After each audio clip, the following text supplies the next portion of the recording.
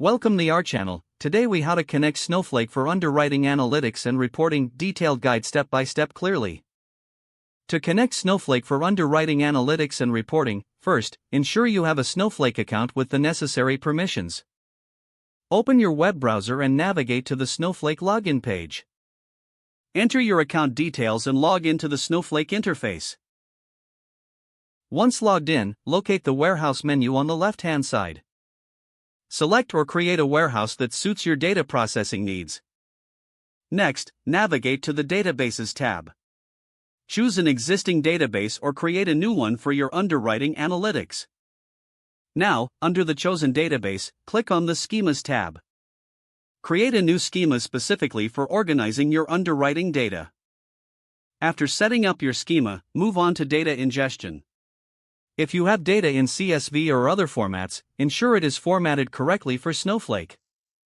Upload your data files to an accessible location, like Amazon S3 or Azure Blob Storage.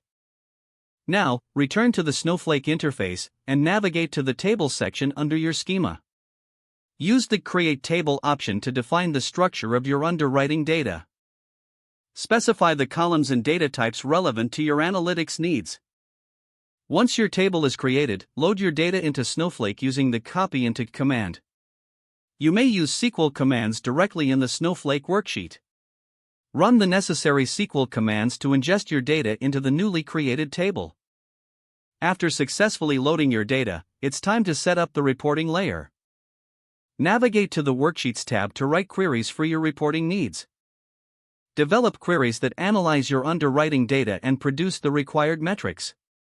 You can save these queries for future reference or modify them as needed. Once your queries are ready, consider setting up visualizations. Connect a data visualization tool like Tableau or Looker to your Snowflake database. Use the connection parameters, including your account identifier, username, and warehouse. Test the connection to ensure everything is working properly. With the connection established, you can start creating dashboards for your underwriting analytics. Finally, regularly check the data ingestion process and update your queries as necessary. Don't forget to like this video and subscribe to our channel for more step-by-step tech guides.